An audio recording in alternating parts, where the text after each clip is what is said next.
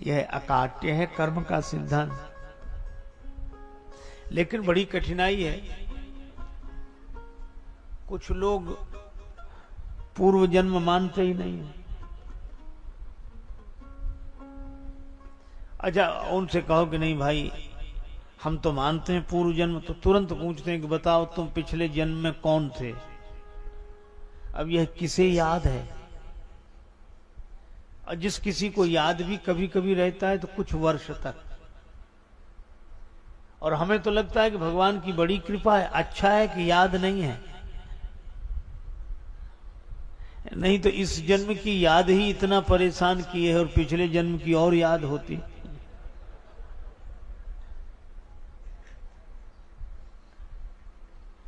तो लोग पूछते हैं कि बताओ पिछले जन्म में तुम कौन थे। भैया हमें याद नहीं। याद नहीं तो तुम थे ही नहीं।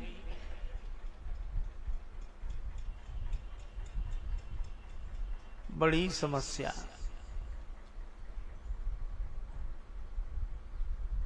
एक गुरुजी का शिष्य बड़ा चतुर, उसने कहा गुरुजी इनसे हमसे बात कराओ।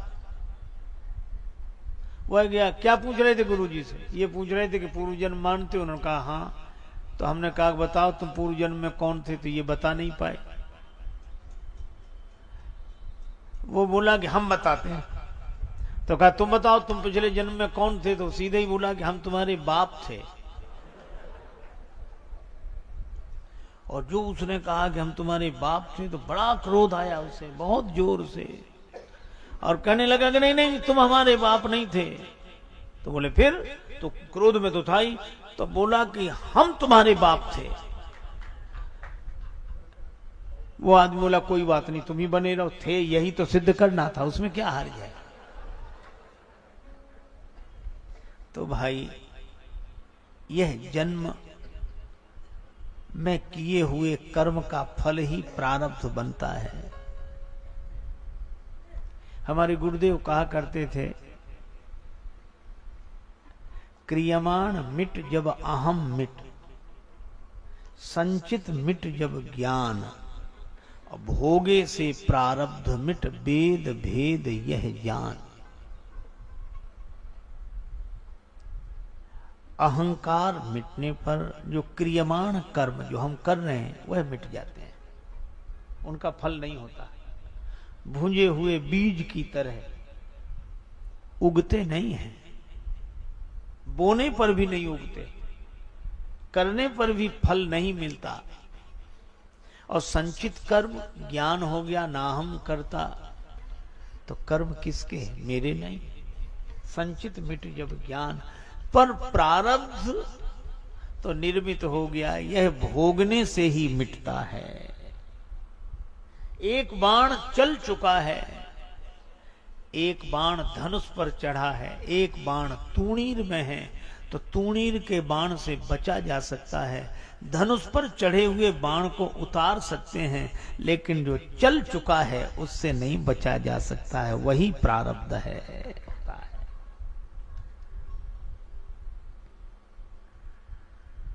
चलो इससे संतुष्टि हो जाए, पर कौशल्या माता आगे एक बात और कहती हैं।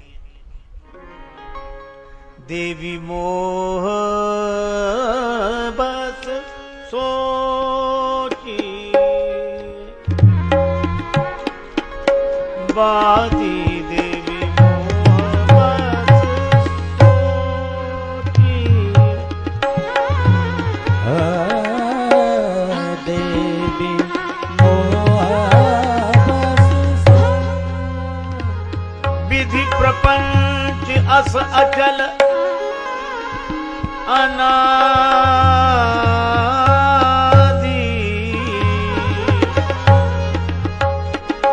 अचल अनादि, अनादि देवी मोह बस सो, मोह बस सो, मोह बस सो।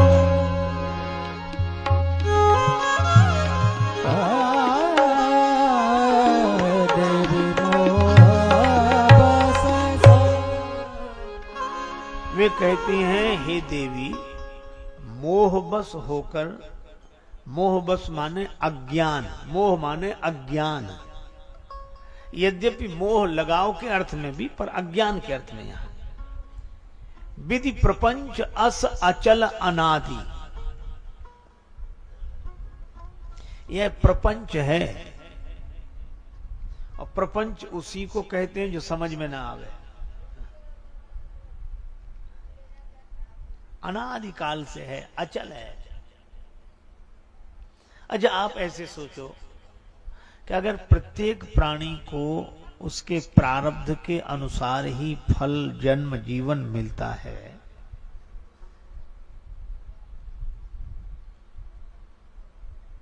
भगवान श्री कृष्ण गौचारण करते हैं, श्री ब्रह्मा जी को मोह होता है, वे उनके गौएं बछड़े अपहृत कर लेते हैं, और भगवान ने उतनी ही गौएं, उतने ही बछड़े, उतने ही ग्वाल प्रकट कर दिए। अच्छा, अब ये सोचो, इनका कौन सा प्रारब्ध रहा? जन्म भी नहीं, सीधे ग्वाल ऐसे प्रकट हुए कि गौएं चराते हुए, गौएं चरती हुई, बछड़े चरते हुए।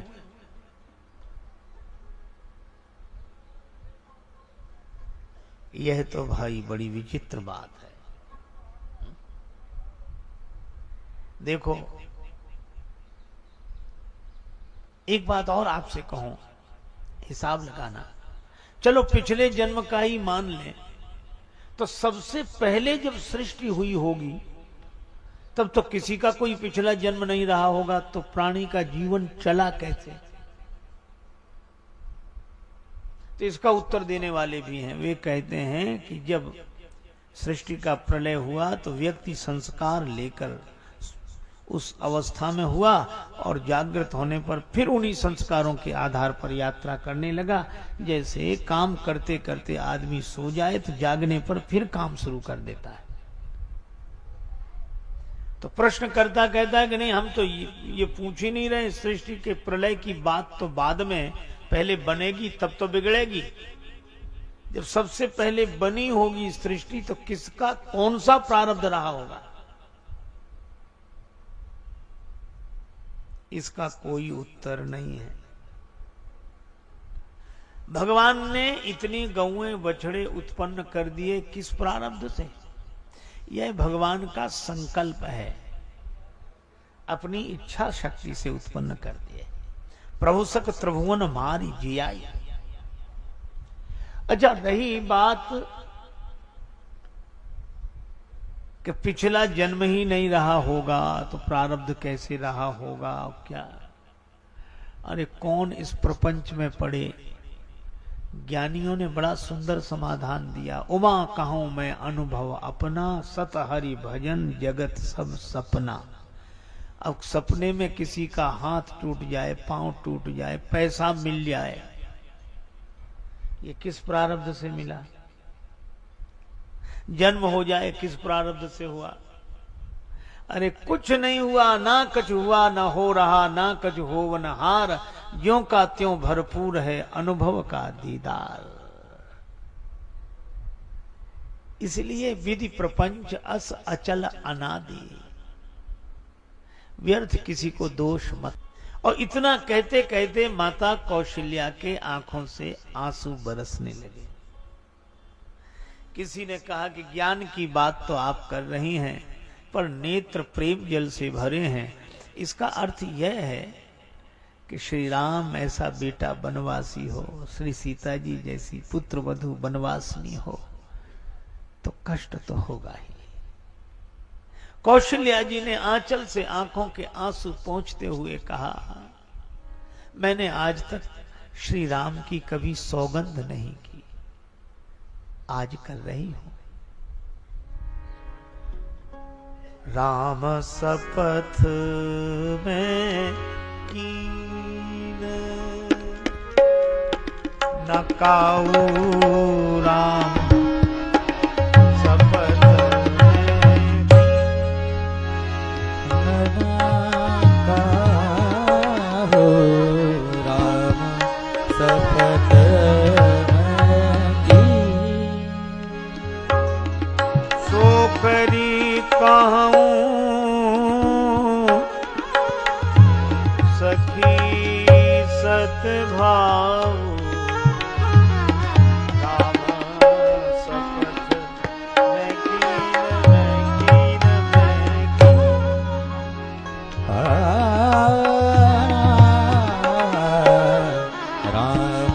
सपत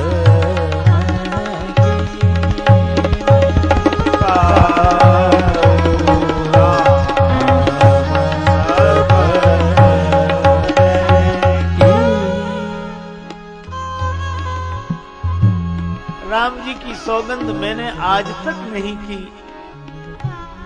पर वह सौगंध करके आज मैं सच्चे हृदय से कह रही हूं। सो करी कहूं सखी सतभाव, सच्चे मन से।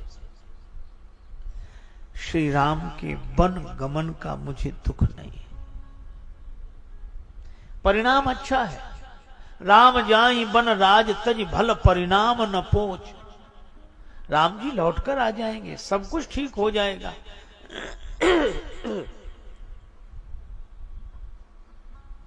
किंतु आपकी आंखों में आंसू क्यों? कौशल्या जी कहती हैं, गहवरी ही कहे कौशिला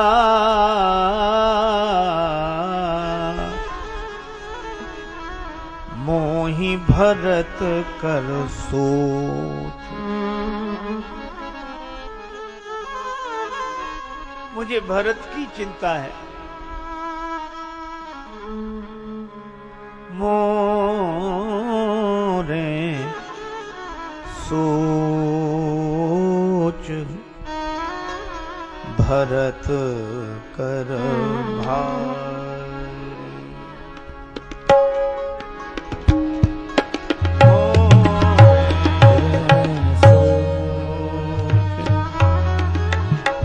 भरत भरत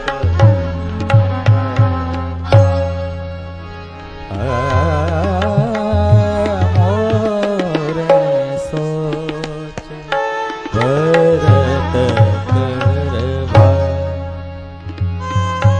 भारी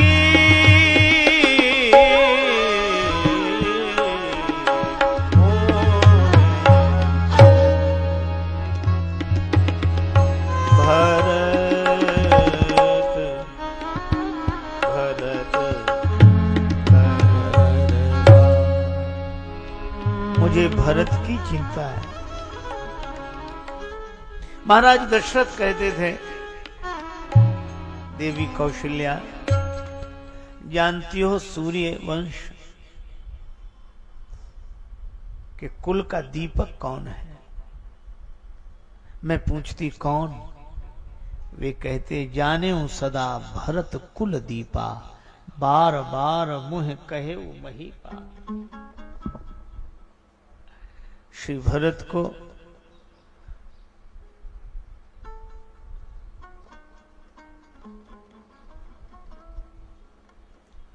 पूज्य स्वामी जी महाराज को मैं सादर प्रणाम करता हूं। महाराज श्री का आगमन हुआ है, विराज रहे हैं।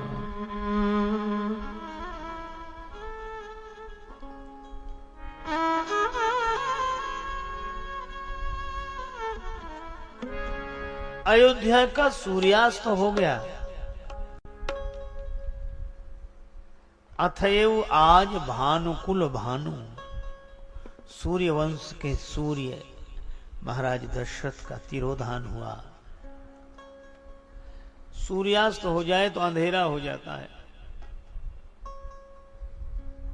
अंधकार को दूर करने के लिए मणि की आवश्यकता, और मणि चली आई वन में, और मणि के साथ फणी भी। श्री लक्ष्मण जाय दीख रघुवंश मणि, और लक्ष्मण जी शेष सहस्त्र शीस जग कारण, जो अवतर्यो भूमि भय टारन। तो अब दीपक का सहारा है, दिया उजाला करे। लेकिन मुझे डर यह लगता है कि भरत रूपी कुल के दीपक को कहीं शोक की वायु बुझा न दे।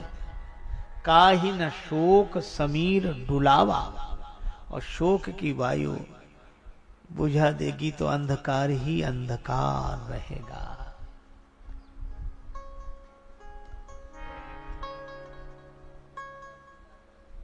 इसलिए महाराज विदेहराज से आप यह कह दें, पंचायत ऐसी हो जाए, राम जी भरत जी संग संग रहें।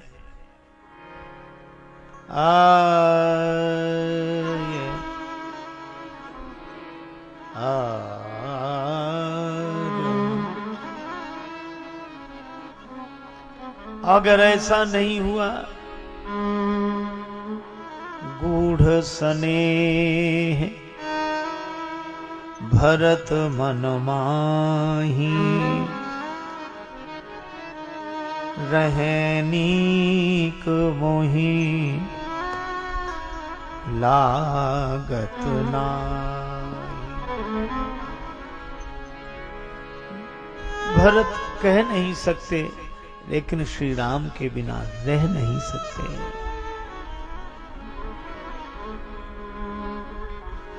सुनैना जी के लोचन सजल हो गए,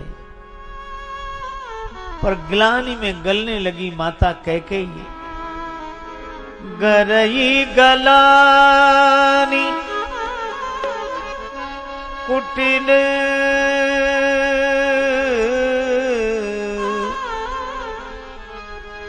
कैकेयी,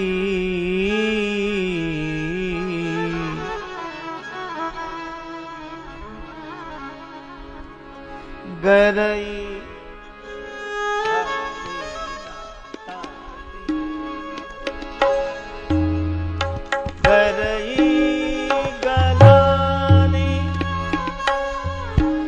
कुटिल कैकेयी,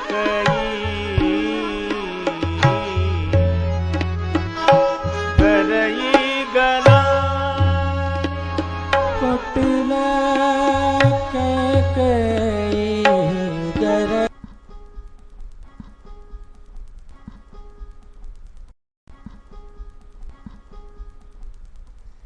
संत शेखर कलिपावनावतार श्री सीताराम चरणाम्बुज चंचरीक भगवत भक्ति भूषण गोस्वामी श्री तुलसीदास जी महाराज कहते हैं के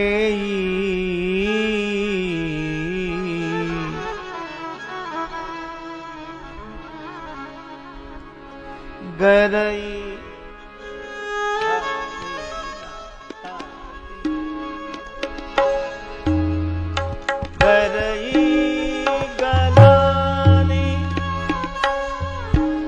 कुटिल कैकेयी,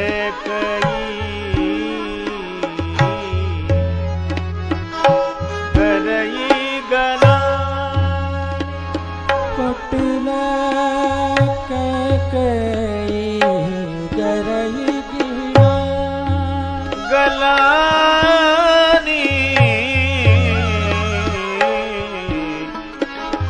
गरई गलानी, गरई गलानी, गरई गलानी। कुटिल कैकेयी,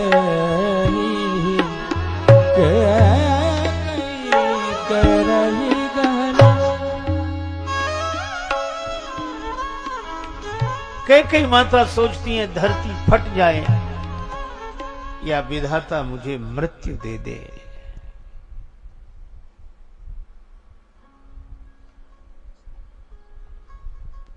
पर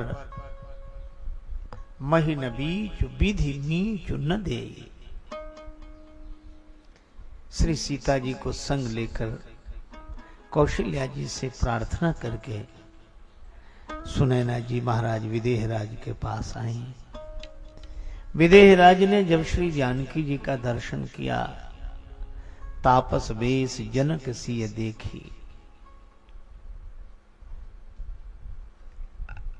रोमांचित हो गए, आंसू बरसने लगे। आज मैं कह सकता हूं, पुत्री पवित्र किए कुल दो। मेरी पुत्री ने दोनों कुलों को पवित्र कर दिया, पिता का कुल भी, पति का कुल भी।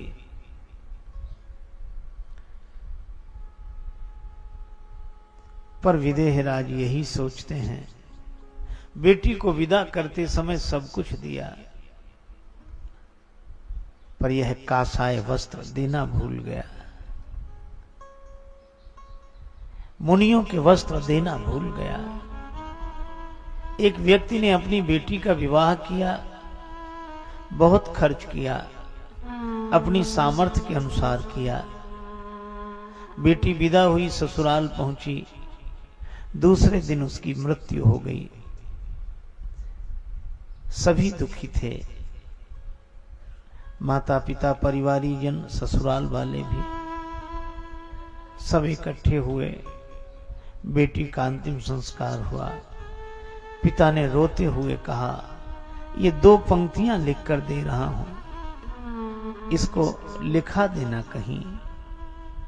पिता ने कहा, दिया जो कुछ भी दे सकता था, मैं इस उम्मीद नाम मुरादी में कफन देना ही भूला था, फकत सामान्य शादी में। सब कुछ दिया, यही देना भूल गया था। विदेहराज सोचते हैं बेटी को सब कुछ दिया, पर बनवासनी बनाने की वेशभूषा नहीं दे सका। श्री सीता जी ने सोचा, यहां रात्रि रुकना ठीक नहीं, यहां रहव रजनी भल नाही।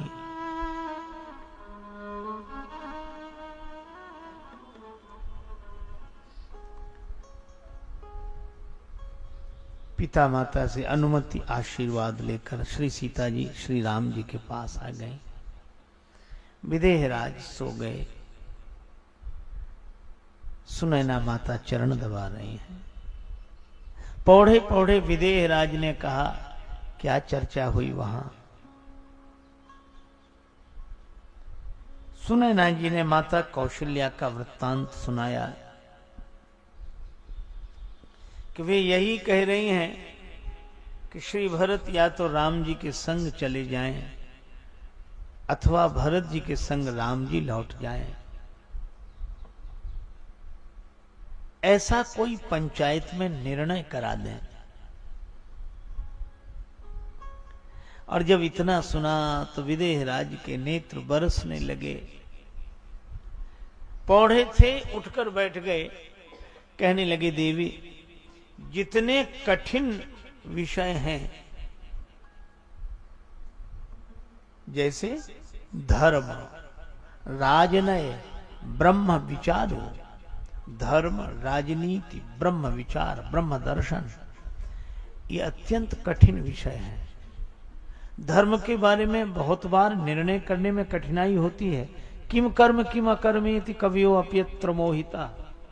क्या धर्म है, क्या करने योग्य है, क्या नहीं करने योग्य है। बड़े बड़े बुद्धिमानों की बुद्धि मोहित होती है। राजनीति बहुत कठिन है। हम क्या करें क्या न करें सोचकर कठिनाई होती है। और इसी तरह ब्रह्म दर्शन,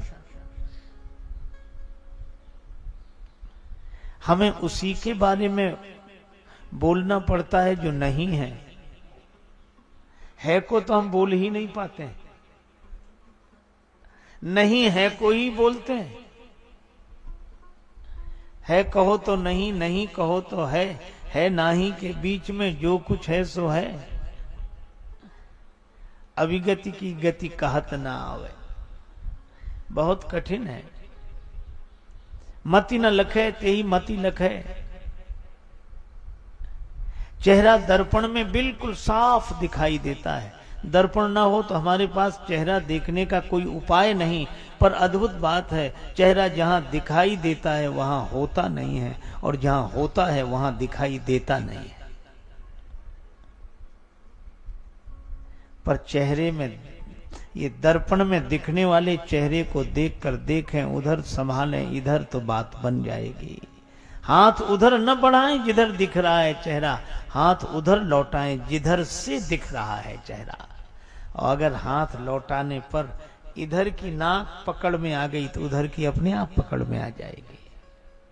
लेकिन दर्पण में दिखने वाले चेहरे को ही कोई सत्य समझ ले तो बड़ी कठिनाई है। एक अध्यापक थे, बेचारे तुतलाते थे और उनके साथ बड़ी कठिनाई। वो विद्यार्थियों से कहते थे पढ़ो, पढ़ो को बोलते पढ़ो पढ़ो, और का पढ़ाते तो कहते पढ़ो ता। तो सभी विद्यार्थी कहते ता, तो कहते ता नहीं, ता नहीं, ता। तो सभी कहते ता, तो कहते तुप, ता। तो लोग बच्चे बेचारे फिर कहें ता, तो डांट कर कहते तौआ का ता। तो सभी कहते तौआ का ता।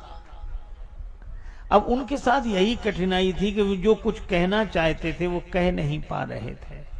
ब्रह्म दर्शन में भी ऐसे ही है, व्यक्ति जो कहना चाहता है कह नहीं पाता। का कहिए कहते न बने, कुछ जो कहिए कहते ही लजाइए। पर श्री जनक जी कहते हैं कि धर्म, राजनीति और ब्रह्म विचार जैसे दुरूह विषयों का विवेचन मेरी बुद्धि कर सकती है, यहां यथामति मोर प्रचार।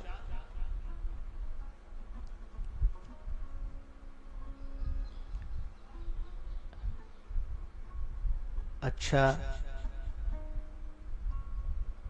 तो आप कहना क्या चाहते हैं? जनक जी ने कहा कि इन विषयों का विवेचन करने वाली मेरी बुद्धि भी भरत जी की महिमा का वर्णन नहीं कर सकती। वर्णन करने की कौन कहे, छाया भी नहीं छू सकती। कहे का छुअ सकत न छाही।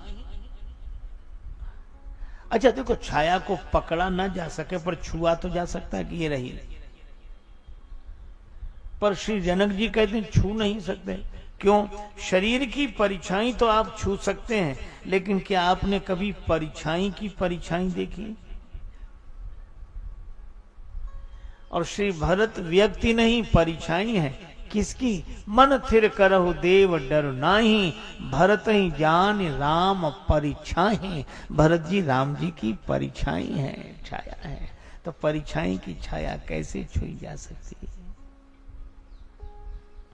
लेकिन हां, भरत जी की कथा कोई कह सके तो फल बड़ा सुंदर है। भरत महामहिमा जल राशि, भरत जग राशि भरत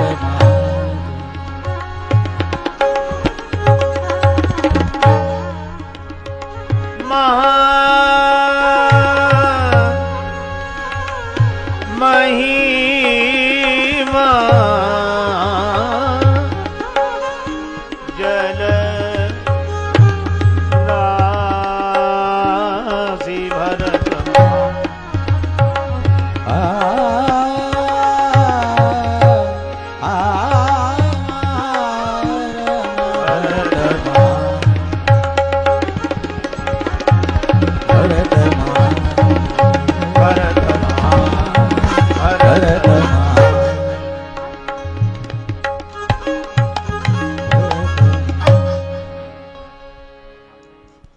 भरत महामहिमा। भरत जी की महान महिमा का वर्णन नहीं किया जा सकता, लेकिन भरत जी की कथा कोई सुन ले तो भरत कथा भवबंध विमोचन। श्री सुनैना जी ने कहा तो भरत जी की महिमा कोई नहीं जानता क्या? जनक जी बोले एक हैं जो जानते हैं। कौन? भगवान श्री राम। भरत महामहिमा सुनु रानी, भरत महामहिमा।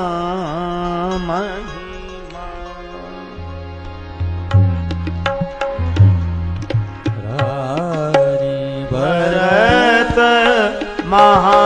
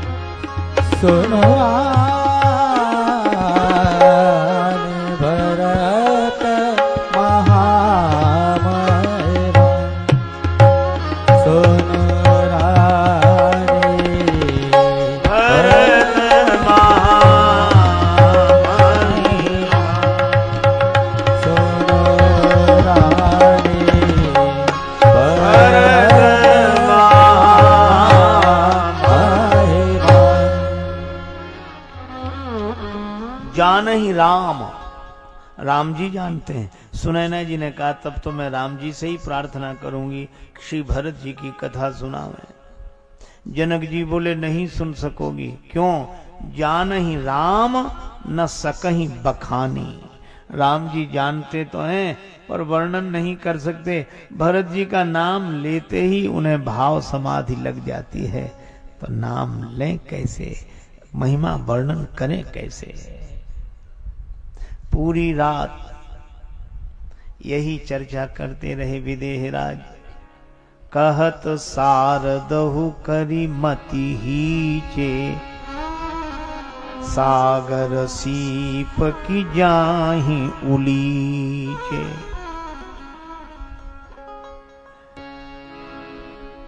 इधर तो ये जागते रहे और उधर अहो अहो इस शिलाखंड पर बैठा कौन तपोधन, एकटक रहा निहार गगन को करता अश्रु विसर्जन। और इस शिलाखंड पर बैठे हुए तरुण तपस्वी श्री भरत हैं।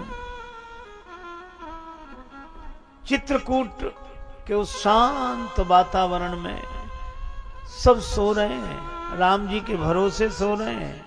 सोवे सुख तुलसी भरोसे एक राम के, काहू के बल भजन है काहू के आचार, व्यास भरोसे कुंवर के सोवत पांव पसार। सब सो रहे हैं लेकिन दो जाग रहे हैं,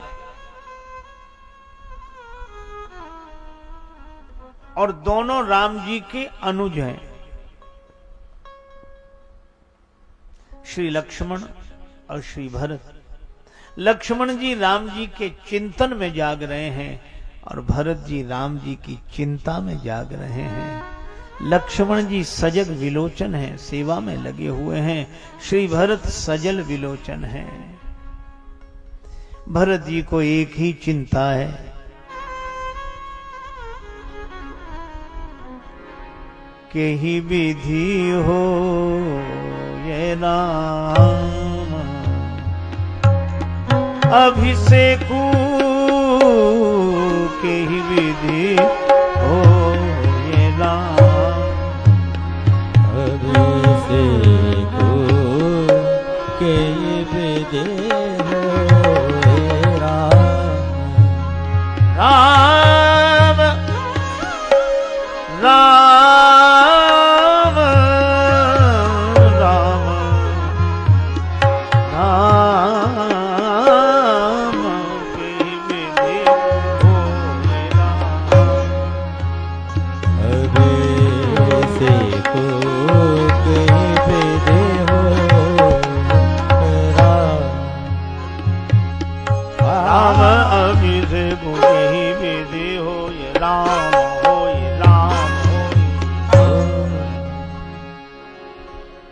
राम जी का राज्याभिषेक कैसे हो जाए, समाज को राम राज्य मिले, ऐसी चिंता तो संत के मन में ही होती है। आंसू बरस रहे हैं, आकाश की ओर देखते हैं, आकाश की नीलिमा देखकर नीलांबुज श्यामल श्री राम याद आ जाते हैं। राम जी का अभिषेक कैसे हो, राज्याभिषेक कैसे हो, अयोध्या की प्रजा को राम राजा के रूप में कैसे मिले, मुझे कोई उपाय नहीं सूझ रहा है। क्या मेरे राम अयोध्या लौट चले? कोई उपाय है? एक उपाय तो है, उपाय समझ में आया है। मातु कहे बहु रही रघुराऊ, मातु कहे बहु रघुराऊ।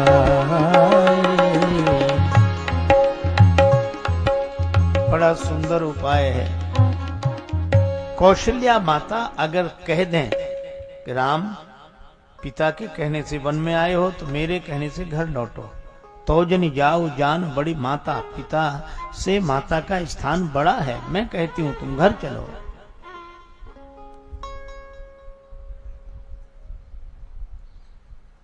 बड़े प्रसन्न हुए श्री भरत। मां कौशल्या के चरणों में प्रणाम करूंगा, प्रार्थना करूंगा। वे अवश्य राम जी से कहेंगी राम जी अयोध्या लौट जाएंगे। पर यह प्रसन्नता थोड़ी देर की ही रही, फिर उदास हो गए। श्री राम नहीं लौटेंगे। क्यों नहीं लौटेंगे? जब माता कहेंगी तो क्यों नहीं लौटेंगे? अवश्य लौटेंगे। मन में आया माता कहेंगी तब ना, तो कौशल्या माता क्यों नहीं कहेंगी? वेदना व्यंग बनकर निकल पड़ी। मातु कहें बहुरही रघुराऊ, किंतु राम जननी हठ करवि की काऊ। वे राम जी की माता हैं, वे हठ करना क्या जाने।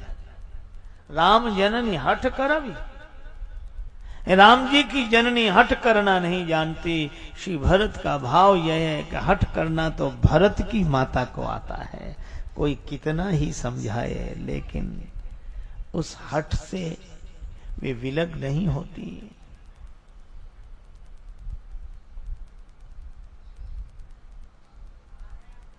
उदास हो गए श्री भरत, लेकिन मन में फिर यह भाव आया,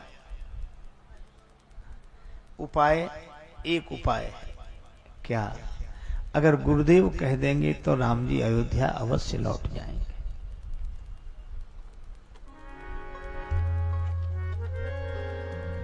अवश्य फिर ही गुरु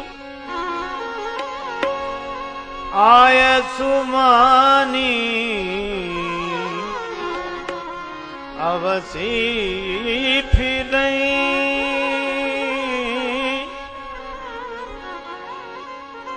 अवश्य लौट जाएंगे अगर गुरुदेव कह दें तो। गुरोर आज्ञा गरी ऐसी, तब तो मैं गुरु जी से कहूंगा कि राम भैया से कह दें अयोध्या चलने के लिए।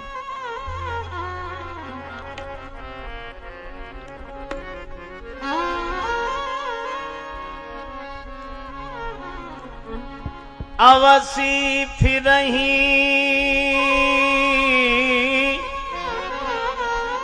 अवश्य लौट जाएंगे गुरुदेव की आज्ञा से। प्रसन्नता आई, चली गई, नहीं लौटेंगे। क्यों? गुरुदेव कहेंगे नहीं, मुनि पुनि कहव राम रुचि जानी,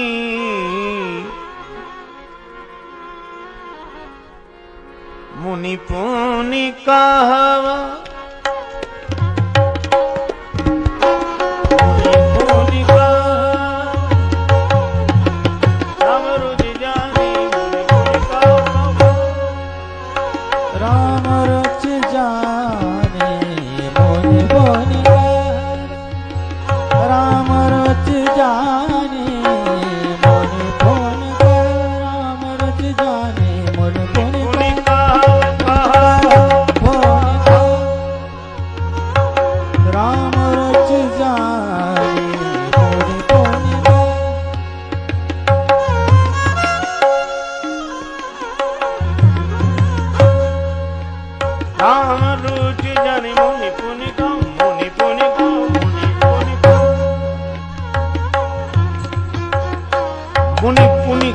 राम रुचि जान। मुनि तो राम जी की रुचि जैसी देखेंगे वैसे ही तो बोलेंगे। राम जी की हाँ में हाँ,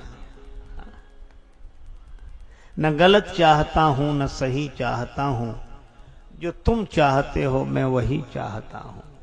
प्रभु तेरी हाँ में मेरी भी हाँ है, तुम्हारी नहीं मैं नहीं चाहता हूं।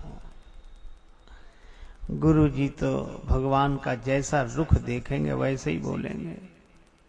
एक महात्मा नाव में बैठे, और भी लोग बैठे,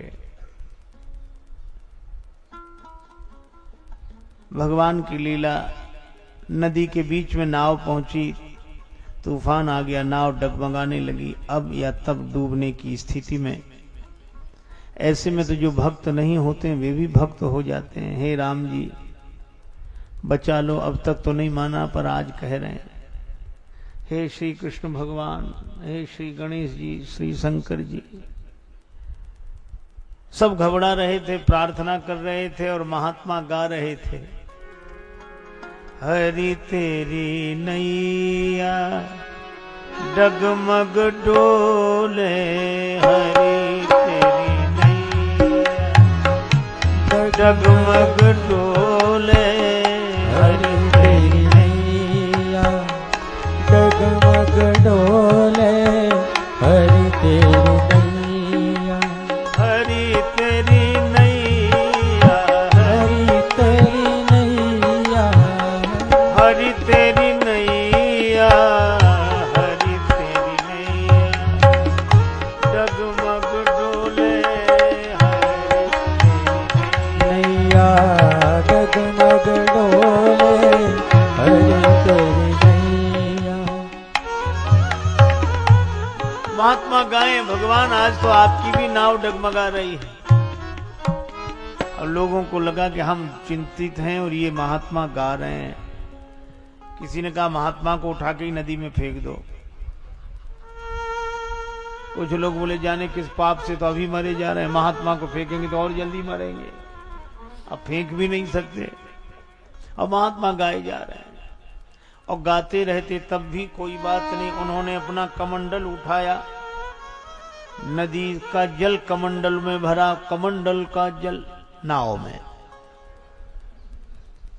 सबको लगा ये और जल्दी डुबा के मारेंगे, और महात्मा पानी भी डालें और यही गाएं, हरि तेरी नैया, हरि तेरी नैया, हो हरि नैया हो हरि तेरी नैया, हो हरि डगमग डोले, तेरी नैया डगमग डोले, हरि तेरी नैया, डगमग डोले,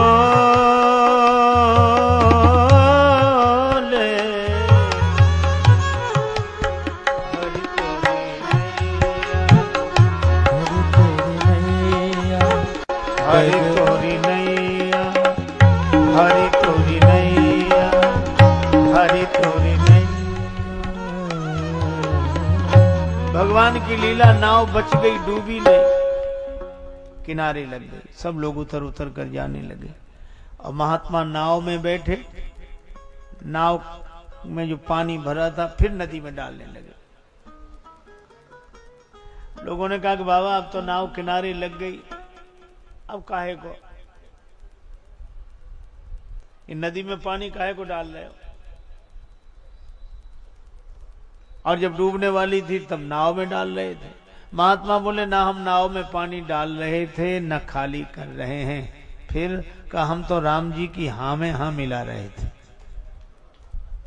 तूफान आया, नाव डगमगाने लगी। हमने सोचा भगवान चाहते हैं कि नाव डूब जाए तो हमारी तरफ से और जल्दी डूब जाए, पानी डाल के डुबा देंगे।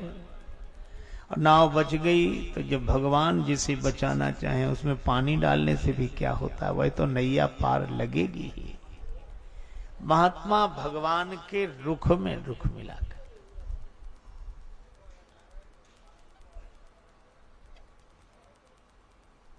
भरत जी सोचते हैं कि गुरु जी वही कहेंगे जैसा राम जी का रुख देखेंगे। अच्छा भरत तुम ही क्यों नहीं कहते?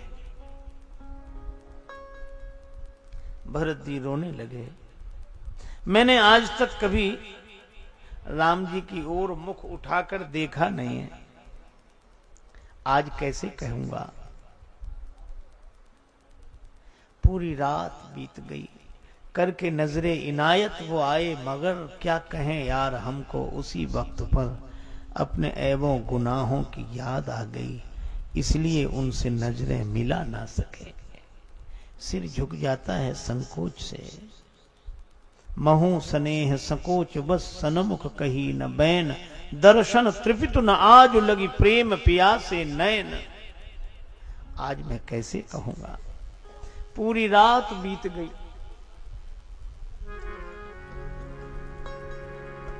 एक जुगुती न मन ठहरा, एक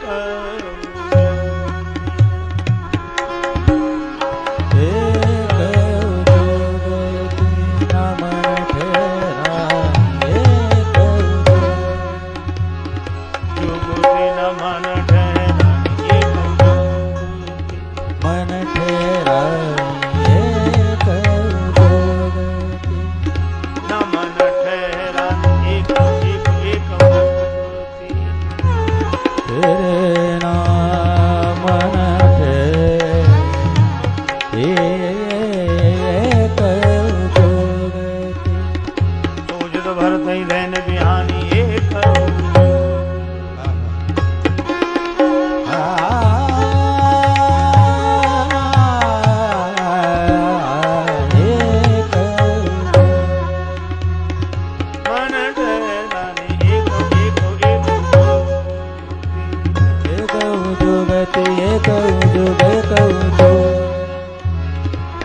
पूरी रात बीत गई, कोई युक्ति मन में ठहरी ही नहीं। सवेरा हुआ, श्री भरत जी ने मंदाकिनी जी में स्नान किया, वस्त्र धारण किए, गुरु जी के पास गए। गुरुदेव तो जैसे प्रतीक्षा ही कर रहे थे। गुरुदेव ने कहा, आओ भरत, मैं तुम्हारी ही प्रतीक्षा कर रहा था। श्री राम जी अयोध्या में राजा हो जाएं, इसके लिए क्या उपाय है? अब देखो कितनी कठिनाई। कोर्ट में जाने के पहले वकील साहब मुवक्किल से ये पूछें कि बताओ हम क्या क्या कहें, तुम बताओ वही कहेंगे। तो मुवक्किल कहेगा कि धन्य है वकील साहब, मुकदमा आप लड़ने के लिए तैयार हैं, उपाय हमसे पूछ रहे हैं। श्री भरत जी ने भी कहा, गुरुदेव बूझिए मोहि उपाव, अब सो सब मोर अभाग। यह आप जो मुझसे उपाय पूछ रहे हैं, यह मेरा दुर्भाग्य है। सो सब मोर अभाग, यह मेरा दुर्भाग्य है। सुनि स्नेह मय वचन, गुरु उर उमगा अनुराग। इसमें एक व्यंग है। उपाय अब पूछा जा रहा है, तब नहीं पूछा गया। बूझिए मोहि उपाव, अब पूछा जा रहा है, तब नहीं पूछा गया। और तब में व्यंग क्या है कि माता कैकेयी ने 2 वरदान मांगे थे। पहला वरदान भरत का राज्य तिलक, दूसरा वरदान 14 वर्ष श्री राम का वनवास। और मुझे यह बात समझ में नहीं आती, गुरुदेव आपके रहते हुए ये दूसरा वरदान पहले कैसे पूरा हो गया? राम जी को वन कैसे भेज दिया गया? आपको कहना चाहिए था कि पहले पहला वरदान पूरा होगा तब दूसरा। उस समय मुझसे बुलाकर कुछ पूछा गया होता तो मैं कुछ बताता भी, लेकिन तब नहीं पूछा गया, अब पूछा जा रहा है। सो सब मोर अभाग। गुरुदेव के हृदय में प्रेम उमड़ा। गुरु जी ने कहा, एक उपाय है पर कहने में संकोच है। सकुचूं तात कहत एक बाता, अर्ध तजहि बुध सर्वस जाता।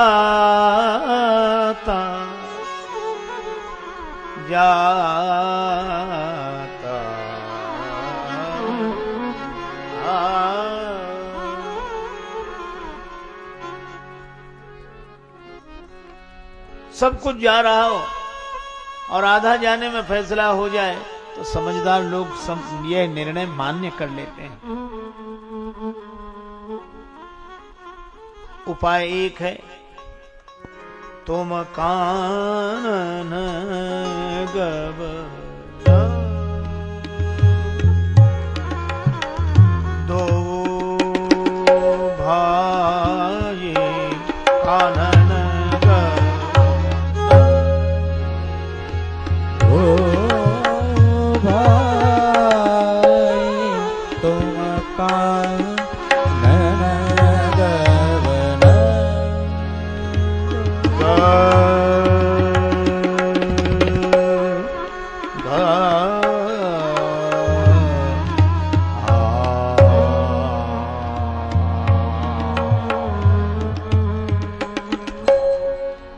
कानन गवन गवन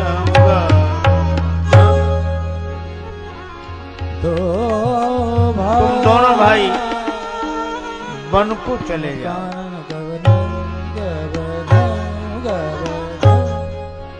दोनों भाई वन चले जाओ। श्री राम जी के स्थान पर तो बहुरई लखन सीय रघुराम, तो श्री सीताराम लक्ष्मण अयोध्या लौट जाएंगे। अब यह शर्त स्वीकार हो तो समझ लो।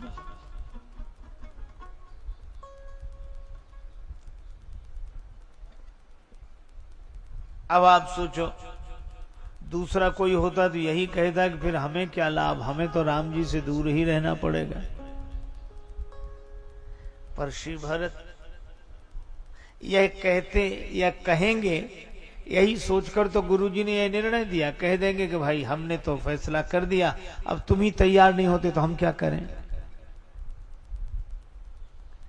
पर धन्य है श्री भरत।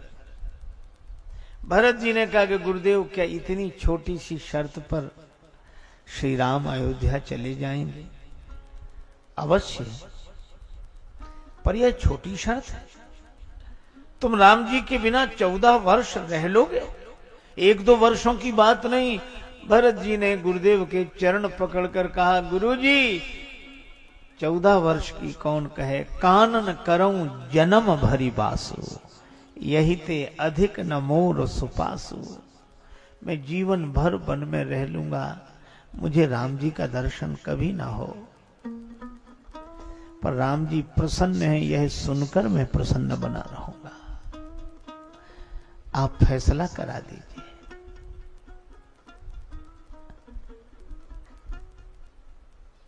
सुनत वचन पुलके दो भ्राता, भे प्रमोद परिपूर्ण गाता। हम सुनकर प्रसन्न रहेंगे। नीके रहो मेरे प्यारे, बने रहो नीके रहो मेरे प्यारे, नीके रहो मेरे प्यारे, बने रहो नीके बने रहो प्यारे, प्यारे बने